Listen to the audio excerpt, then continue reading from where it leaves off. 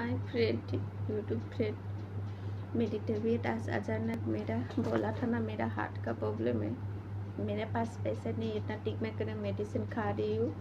ये मेरी बेटी है, प्लीज़ आप लोग उसके लिए सब्सक्राइबर कर देना। बाइसेस में मर गया तो अचानक आप लोग टेंशन थे, मेरे ट्रीटमेंट करने नहीं सीख रही हूँ। मेरा ईसीजी, ब्लड टेस्ट ये सब का करने नहीं जा।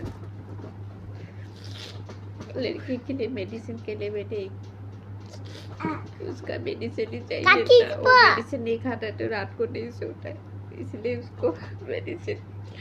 तो आप लोग मेरी बेटी के लिए सब्सक्राइब करना। अगर मैं रहूँ या ना रहूँ, ऊपर में भी चला जा सकता, अचानक मेरे मोटा आ भी सकता है, क्योंकि मेरा हार्ट का प्रॉब्लम है। डॉक्टर ने मेडिसिन दिया है, चिंता करने को मना किया। मुझे अपनी बेटी की टेंशन में मेरा बीमार हो गया।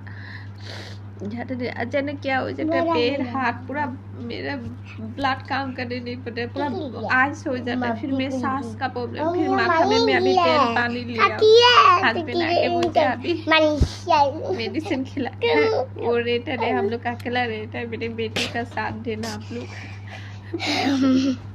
मैं रहूँ या ना रहूँ, करना आप।